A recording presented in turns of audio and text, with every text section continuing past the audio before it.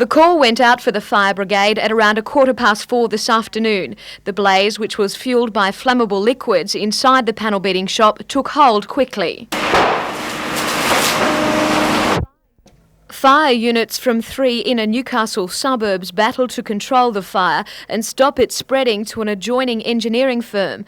The flames licked the side of the building, threatening to engulf both businesses. All fronts of the fire were attacked by brigades as they attempted to calm the raging blaze. Employees of the panel shop saved what they could, including office equipment and a number of cars they were working on. It's believed at least one vehicle was destroyed. Hindering brigade efforts was a series of explosions. There was a number of explosions, but exactly what they were is the drums of thinners, also the fibro roof itself. The owner of the business was inside when the fire started. It's thought sparks from a grinding machine may have set alight a flammable rag. Well, he had a shield on, so the shield, all he could feel was the heat. As he looked up, there was just flames coming up. The panel beating business was totally destroyed. A council building inspector is being brought in to assess the structural damage to the adjoining engineering workshop. Jodie McKay, NBN News.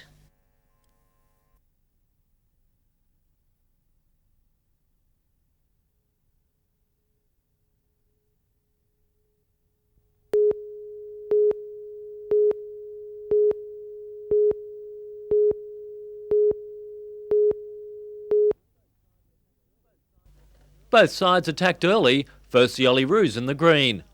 But then the foul play started and the football stopped. The tackle so rough, it looked like Greece had its first rugby league side on the paddock. The Olyroos adopted similar tactics, but in the wrong place. Australia's keeper saving the team from punishment. Early in the second half, Aris displayed the best skills in the match to go 1 goal up. But ball skills were quickly forgotten as the teams adopted a biff and bash approach.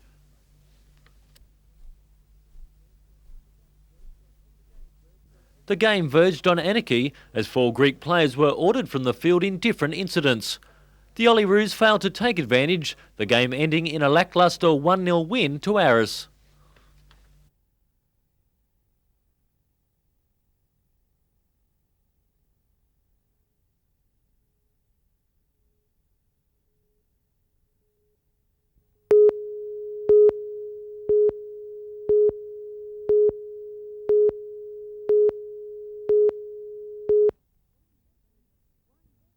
One bedroom of the family home at Park Crescent in Narrabri was well alight when the fire brigade arrived on the scene about 6 o'clock last night. It was just starting to spread down the hall, and thankfully with the quickness of the people actually calling us, we have been able to confine the fire to the one room. However, the house received substantial smoke damage. The heat and smoke damage that's been caused through the whole building is just incredible. Fire Chief Ross Turner believes the family was lucky to get out when they did. I believe at this stage of the game that there were 2 parents and 4 children in the house, and they've done very, very well to leave quickly. The cause of the fire is still unknown. Jane Anderson, NBN News.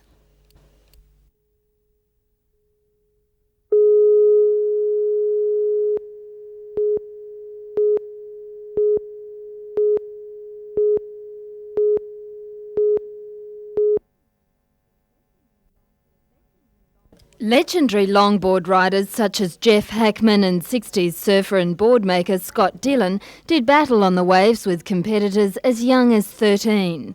The weekend kicked off with Gidget's beach party at Crescent Head Country Club. Yesterday, board riders competed in 20-minute heats with the 3 highest point scorers going through to the following rounds. The finals of the 6th annual Surfing Carnival were held today in 1.5 metre waves in perfect autumn conditions. The Old Malibu division was won by Ken Williams of Port Macquarie. Mario Lafaro of Manly took out the 8-foot freestyle final. The premier event, the 9-foot board final, was won by Ian Hockey from the South Coast.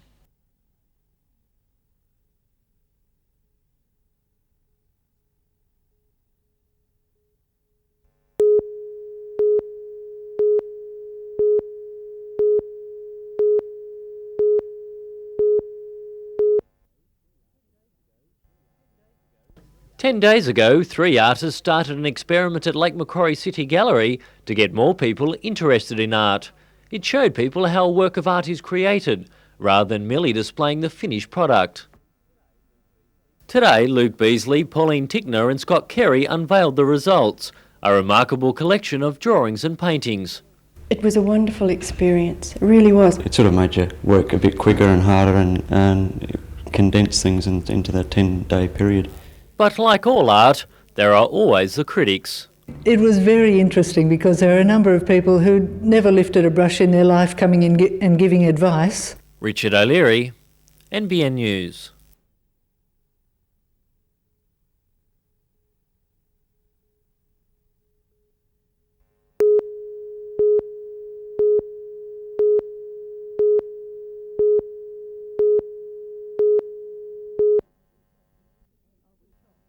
I was shocked. I still can't believe it. I just hope people would take note, you know. If other kids are using it, please take note. This plea from Christine Bazant came less than 24 hours after her daughter was killed by a lethal dose of spray from a can. But the ambulance service says 12-year-old Rebecca is not unusual, with officers called out to many youngsters who've experimented with sprays to get a high. It's the easy and cheap alternative to over-the-counter drugs, and most parents are ignorant of its use. I think parents should be very aware of the fact that children are looking for highs. Death is not the only danger. Children who inhale sprays also risk brain damage and poisoning.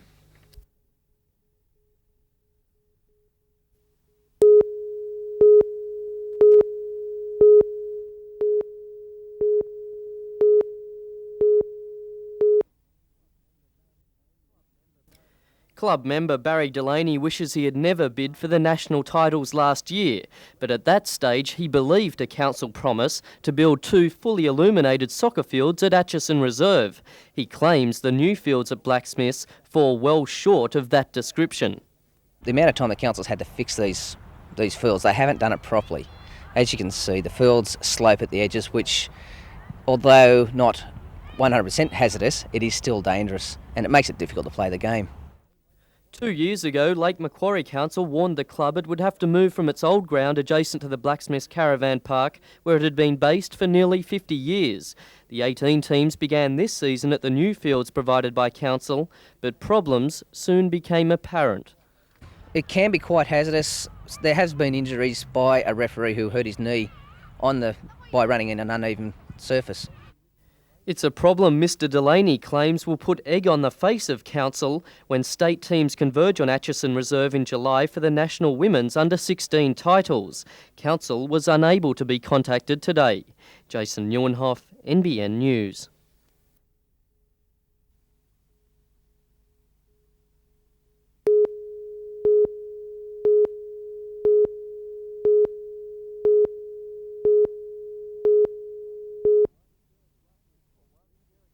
For once, Derek Rucker is taking it easy on the basketball court, a corked thigh putting him out of training for 2 days. But in recent weeks he's been running amok, grabbing an average of nearly 27 points a game. Only Gaze and Trimmingham score more points each week. After 3 years in the NBL, Rucker is just 5 points off 2,000 for the competition. Any milestone like that is an individual thing. I guess I've been pretty fortunate to get there quite quickly. But you know, I'd much rather have a few more wins. I trade in a few wins for a few hundred points right now. The Falcons have been doing it tough, but Rucker always seems to come up trumps. Even though at 184 centimetres or 6 foot, he is a midget by basketball standards. There's plenty of bigger guys than you on the court. Yeah, but I try and outsmart them and outquick them, so I think I use that to my advantage. Newcastle has a big game against Melbourne Magic on Friday night at the Entertainment Centre. A special promotion is being organised for young fans to get autographs from the star players. Peter Ryan, NBN News.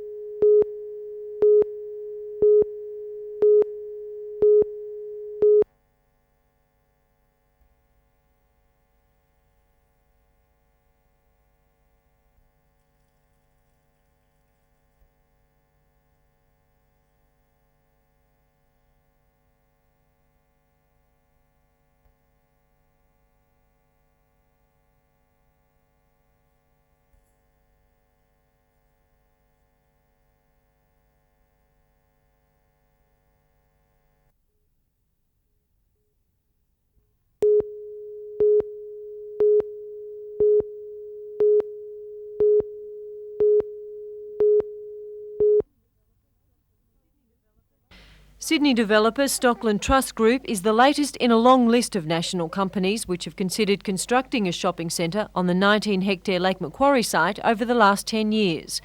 Stockland Trust had one application approved by Council last year, but revised it and this week submitted a slightly smaller version. Despite the company's downsize, however, the project is still a large one by regional New South Wales standards. The $23 million proposal features 25,000 square metres of retail space and parking for 1,700 cars. Retail caters for 2 large supermarkets, specialty stores, 2 fast food restaurants, even a lake. And for the fitness conscious, provisions are made for walkways and cycleways. The plans will go on public display for 2 weeks from Friday at Lake Macquarie Council.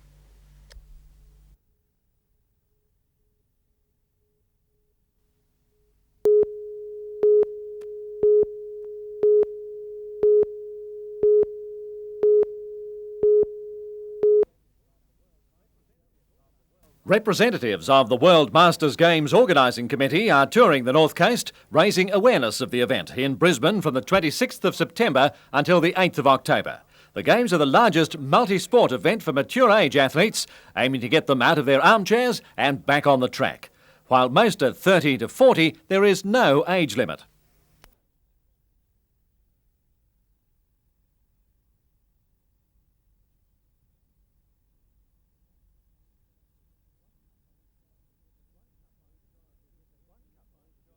One couple sure to get their entry in by the July the 15th deadline are canoeists Patty and Billy Mills Tom, whose son Mike is the current world champion kayaker. For them, sport is an ongoing family affair. It's a good feeling you get out of being a sportsman as you grow older.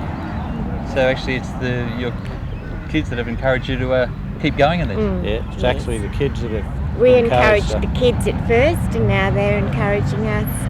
The Games promotion team will move south down the coast as far as Newcastle before heading back to Brisbane via the inland.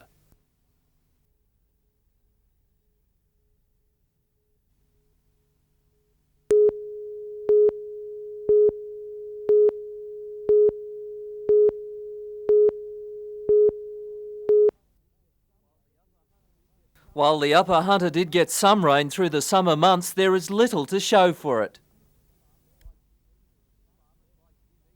Farmers like Jim Either at Bunnan west of Scone are preparing for a battle. Dams are starting to dry up and cattle are beginning to search for food. We plan ahead, we conserve all the fodder we can, and like that's hay and grain, and we have irrigation as an insurance policy. We don't use it all the time. And things aren't expected to improve with the onset of winter and cold weather. Even if it rained tomorrow, there would be minimal pasture growth and any frosts would just kill that off. Not that farmers in the Scone-Merriwa area aren't used to dry times. History shows this can be a dry place. A quarter of the time we're drought affected in this district since 1952 anyway, with the records that we have. Across New South Wales, things aren't much better. About 1/3 of the state is drought declared, the worst areas being around Armidale and Burke. One sure sign that things are getting tough, graziers running their cattle beside roads in what's become known as the Long Paddock. It could be the start of a bad winter, and if you don't get out early, well then you finish up with nothing left at all at home. Cassler's farmer Nick Thompson has around 1,000 head on the road. In the last drought, he was droving his cattle for a year. He's hoping to be home sooner this time. Peter Ryan, NBN News.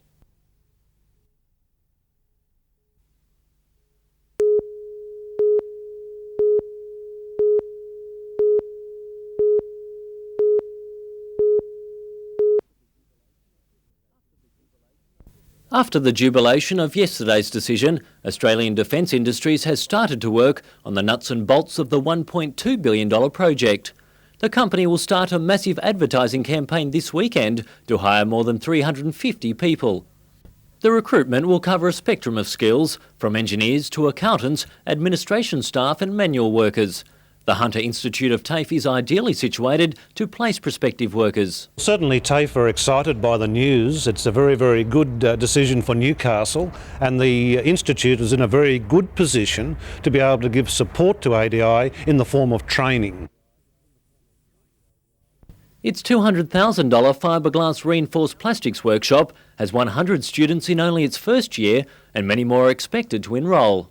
Well, I hope to gain a job out of this contract, and this course is very good for all us boys in it. Subcontractors will also benefit from the announcement, with predictions that at least 400 jobs will be created indirectly by the contract. The company is already calling for tenders for the $15 million construction hall, where 5 of the 6 Italian-designed gator mine hunters will be built. ADI will begin modifying the Hunter Port Authority's workshops to house its transitional design and engineering office. A major overhaul of the Throsby Basin is also planned, with facilities to be modified and a rail system and slipway to be built. Although the benefits of the contract are undeniable, a leading engineer has warned Newcastle not to be satisfied with just one contract. Professor Douglas Clyde says this is an ideal opportunity to create a whole new industry. Professor Clyde says the region's shipbuilding industry will be revitalised, but says computer and design industries will also be created. But it will also open up opportunities in the electronics information processing area, because there's an awful lot of information processing necessary in interpreting the signals which you get relating to mines. Richard O'Leary, NBN News.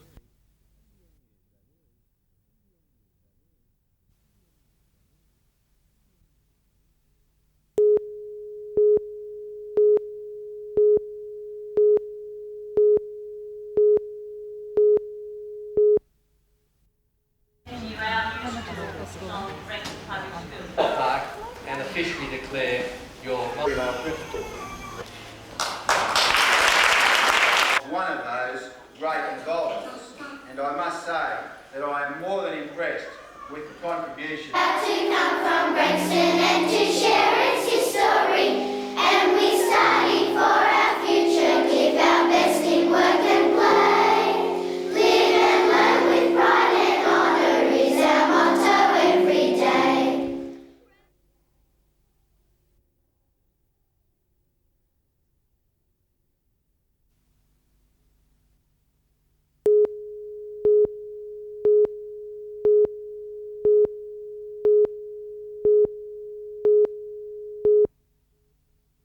Shortage of nursing staff. The complaints that are coming into my office.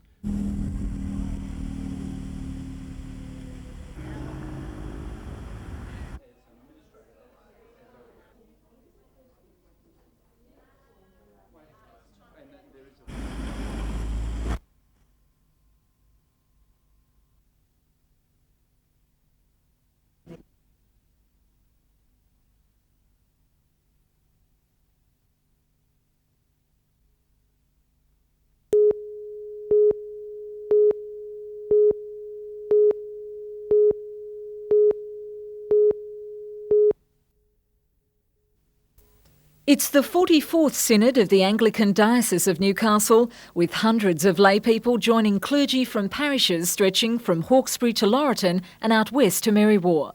The two-day meet will decide on a number of housekeeping matters, but Bishop Roger Herft has taken the opportunity to make a clear stand on the issue of marriage. One contentious point under discussion today, the Church's definition of its marriage sacrament. The Synod has just passed an amendment going back to a traditional idea where it reaffirms that marriage is between a man and a woman in a commitment for life rather than just between two people.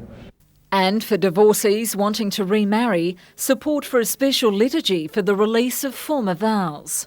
And for some that is a very sensitive and pastorally caring thing to do, because people feel so negative about divorce in the church, and people also feel a lot of guilt because their marriage has come to an end in that particular way. With figures showing an increase in the number of couples living together before walking down the aisle, there's growing support for a softening of views. So instead of perhaps condemning them, perhaps encouraging them to come into the service of marriage and celebrate it from there, but not condemn them even before they even come to see us.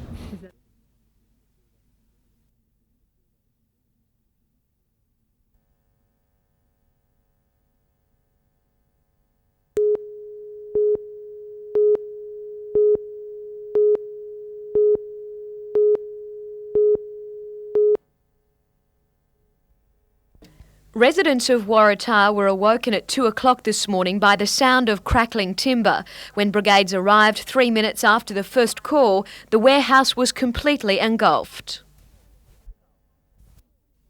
From a distance, the blaze looked like a bushfire, lighting up the night sky as flames leapt into the air. Around 40 officers from 5 stations worked to contain the fire, which threatened to jump to nearby houses. As dawn arrived, brigades were still mopping up. The fire had destroyed 3 businesses in the warehouse, the extent of the destruction evident from the air. It's believed the fire started on the top floor in a second-hand white goods business. Scores of fridges and washing machines were lost. Most crashed through the weakened floor, landing on equipment and materials belonging to on-your-screen printing. Ron Pyers and his staff watched as their business went up in flames. Yeah, the staff's been really good. They're all down here this morning and coming up with great ideas and telling us how good they are, and we can get going again. I think with the support of our loyal customers, we'll come good again. Won't be down for long. Fire investigators from Sydney spent the day at the Crescent Street warehouse. Just what sparked the outbreak, they're yet to determine. We have an open mind on the fire, and at this stage, as I say, we're still investigating the actual cause. Damage to the building and the businesses is put at more than $1 million. All were insured. Jodie McKay, NBN News.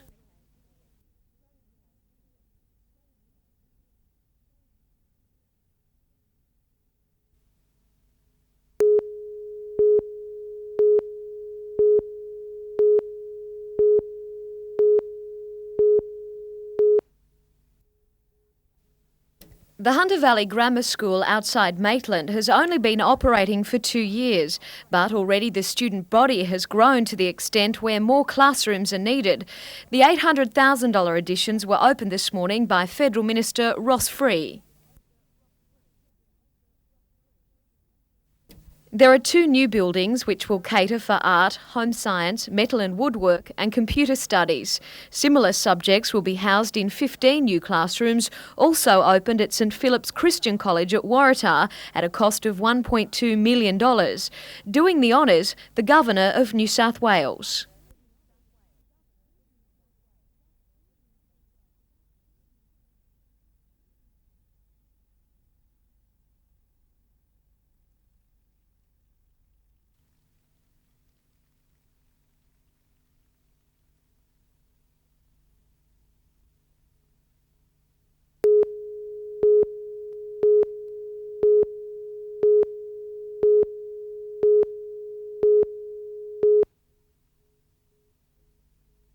Leaders from the Anglican Church have been meeting in Newcastle for the 44th Regional Synod.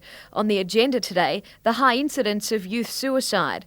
It's one of 5 issues taken up for discussion by the Church's young.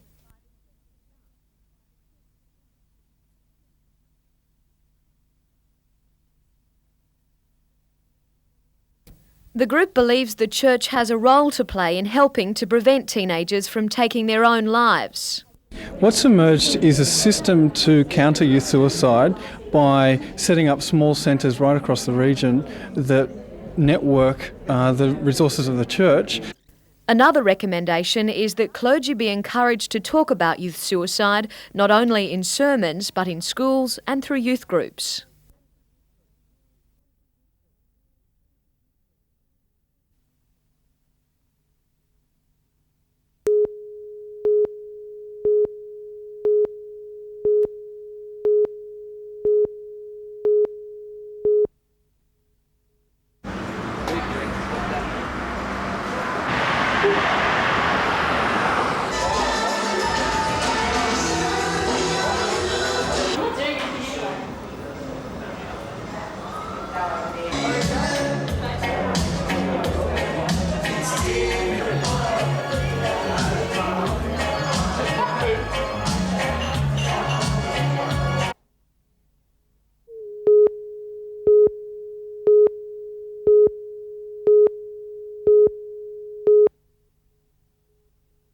Noble Lotto and Diamond Harbour running home well, and Skywatcher's coming late. Lamore and Book. Sky Angel can't get out. Skywatcher's flying on the outside. Book got its nose in front. Booked.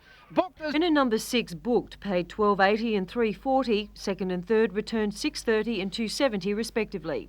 Next we looked at race 7, the Stayers Cup. Tullaroan. Nasser Rich has hit the lead 100 out from Gomez, and Tullaroan with Walter now squeezing through near the inside, but Nasser Rich is clear near home and he'll win the Stayers Cup. Nasser Rich 8, 2 and 9. The Quinella paid $37.10. The trifecta $751.50. And then Raffreshare, Real Ptolemy, followed by Nero Star, Night to Remember him, the last couple of spotty.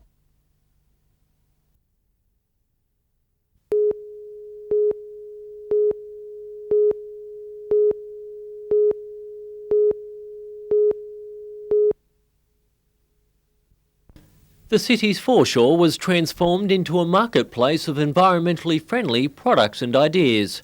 It was also a platform for change, the main target of green groups, the continued export of wood chips. Spiral shipped from Newcastle 500,000 tonnes of native forest every year, chopped up in 20-cent size pieces.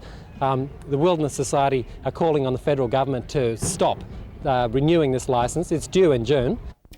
The plan to redevelop Stockton Bight was also attacked, with fears any development could jeopardise the natural assets of the area. But the day was also about the little changes that can go a long way to creating a greener world. It is fairly easy, and this booklet tells you how to do that as well. Even if it's a simple contribution, like making your own paper instead of buying it. At Stockton Foreshore, it was a quieter celebration of the day, but no less productive. Volunteers helped plant trees as part of Newcastle Council's 10-year plan to regenerate the area. A mother and daughter team showed that saving the environment has no age barrier. By the end of the day, the volunteers had planted 2,000 trees as a living legacy of World Environment Day 1994. Richard O'Leary, NBN News.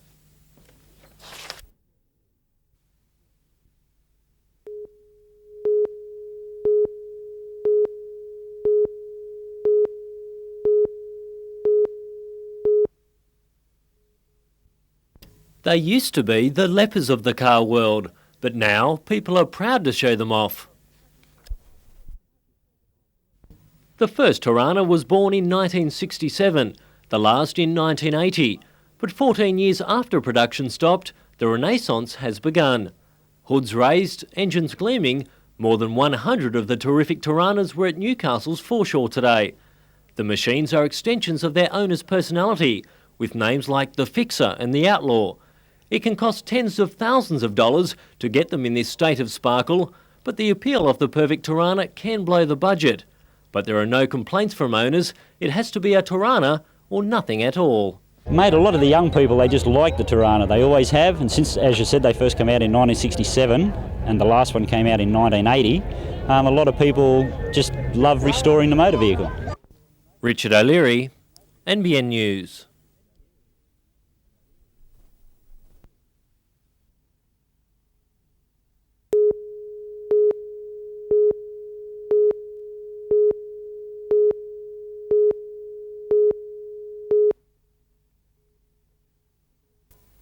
It's a pastime more commonly enjoyed across Europe, but one that's growing in popularity here in Australia. Newcastle has about 35 premises licensed to cater for outdoor dining, and council wants more restaurants and coffee shops to expand their business onto the footpath. Guidelines have been reviewed with the final policy launched in Hamilton today. It's described as more flexible, offering financial incentives for proprietors. We're happy to let you have a trial period of 20, 30 chairs, see how it goes, and if after a 6-month trial period you're happy with the success of it, we'll then, implement the fee structure. So they would, get that 6-month period, for example, for free in relation to test the market. With a number of inner-city developments underway, the restaurant and catering body believes the move will help shape the future of outdoor dining. Well, I don't think it's been lacking by design. I mean, Newcastle City that's growing up and has just come to that stage in its growth where the time is right. And while it's hoped more outdoor eating venues will help attract the tourist dollar, Council says the main priority is to serve those who'll benefit the most. As a matter of fact, I think the tourism in this document gets too big a run. I think it's mainly for our own citizens. If the tourists enjoy it, well and good, that's a fringe benefit. Melinda Smith, NBN News.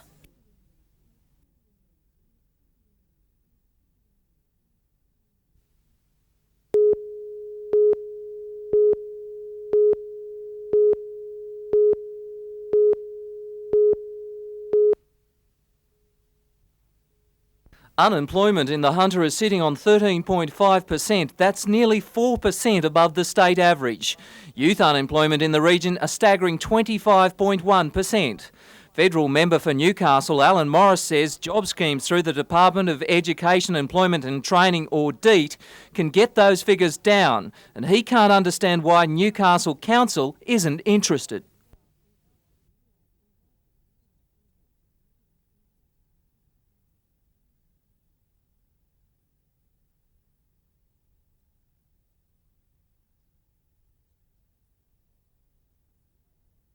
Maitland Council utilises the DEET program 120 workers employed for up to 6 months. At least half are then moving on to full-time work. The council describes the program as an outstanding success. But Newcastle's Lord Mayor says the work program can only set up false hopes.